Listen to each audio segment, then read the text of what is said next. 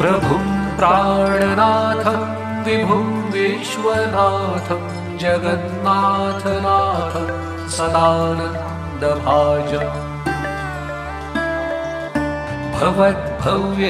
भवद्भव्यभूतेश्वरं भूतनाथं शिवं शङ्करं शम्भुमीशानमीडे गले रुण्डमालं तनौ सर्पजालं महाकालकालं गणेशादिपालम् जटाजूटगङ्गोत्तरङ्गैर्विशालं शिवं शङ्करं शम्भुमीशानमीडे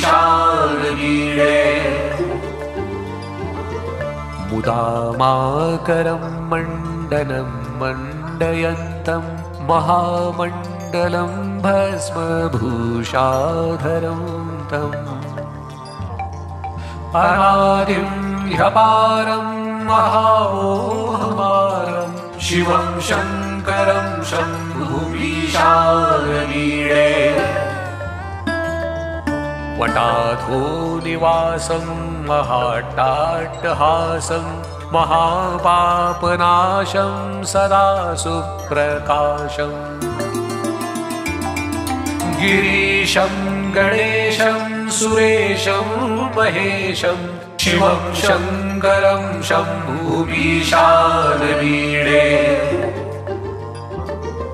गिरीन्द्रात्मजासङ्गगृहीतार्थदेहं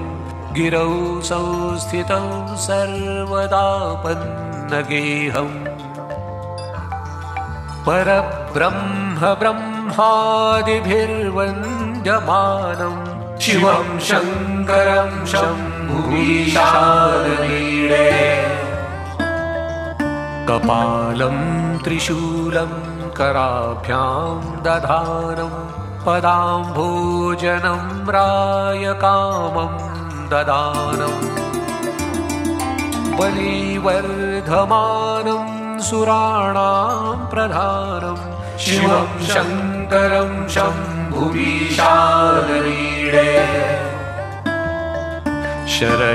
शरच्चन्द्रगात्रं गणानन्दपात्रं त्रिनेत्रं पवित्रं धनेशस्य मित्रम् अपर्णाकलत्रं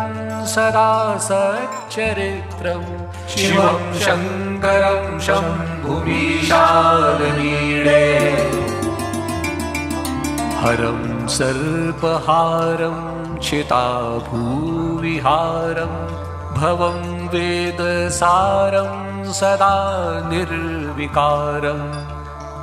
श्मशाने वसन्तं मनोजं दहन्तं शिवं शङ्करं शम्भुमीशानमीडे